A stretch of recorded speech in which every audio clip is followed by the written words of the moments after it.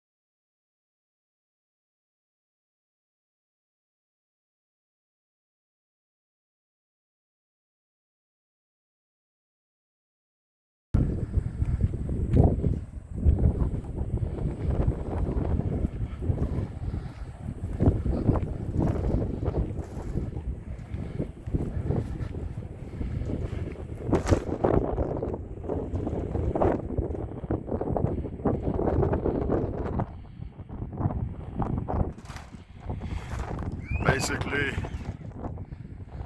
in the early hours of the 26th February 1852, a maritime drama unfolded here as the HMS Birken was wrecked on an uncharted rock. The sinking of the Birken is significant as one of South Africa's worst maritime disasters. The incident is perhaps best known for the collective act of self-sacrifice and courage by the soldiers aboard, which set a precedent still practiced across the world in emergencies situations, referred to as the Birkenhead drill.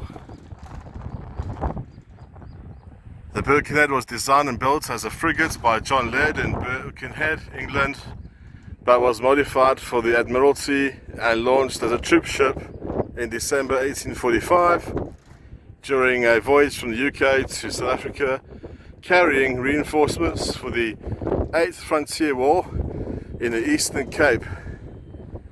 That she was wrecked on what's known as Birkenhead Rock off Danger Point. The lifeboats were launched with the instruction to get the women and children into them first. Hundreds of troops on the deck could only watch as the boats pulled away from the sinking ship. As the Birkenhead broke apart, despite a call by the ship's captain to save themselves. The troops were instructed by their officers to stand fast so that the boats carrying the women and children were not swamped by desperate swimmers. Together the troops awaited their fate with dignity and courage. Their heroism became legendary. Of the 658 people on board, only 193 survived, including all the women and children. So the wreckage lies at a depth of 28 meters in a gully at the base of Birkenhead Rock. As she sank, she appears to have broken into 3 sections and now lies in distinct clusters on the seabed, distributed over an area of roughly 75 by 54 meters. The wreck is in a very poor state of reservations due to the passage of time. This makes it hard to picture what we see today as the once impressive paddle steamer. The most visible parts of the wreckage are the remains of the boiler engines with pistons and cylinders and the paddle shafts and hubs, which once held the paddle wheels. One of the anchors is also visible close to the wreck. The wreck is protected under the Heritage Resources Act. So, this is how the ship looked during its demise and during its sail. Yeah, so that's in a nutshell the HMS Birkenhead. Now, where is the so-called Birkenhead Rock? That remains to be seen. But it's somewhere in this vicinity, hence the lighthouse. The area here is of course called Danger Point, and here's a memorial, the HMS steamer Birkenhead.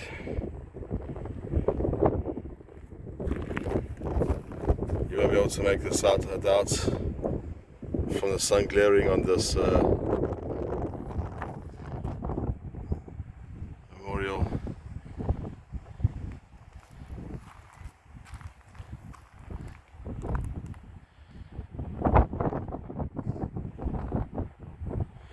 Right, so the position of the rock is in line with the groove above and about 1,500 meters from the coast. So that's the groove. So looking outwards to 1,500 meters, if I'm correct.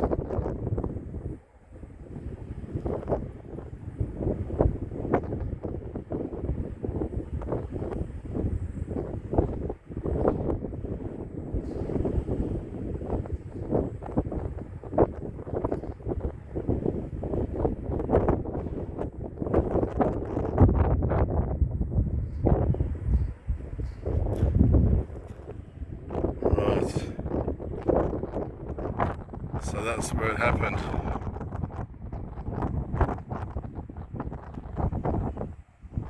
"1,500 meters, etched in history."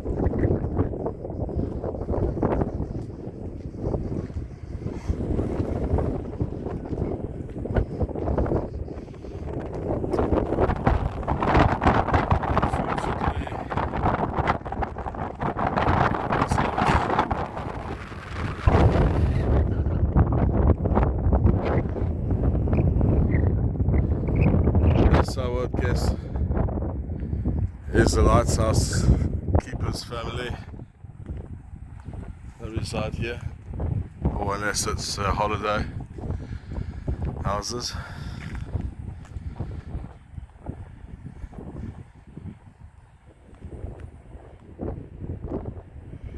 Anyway, this is Danger Point,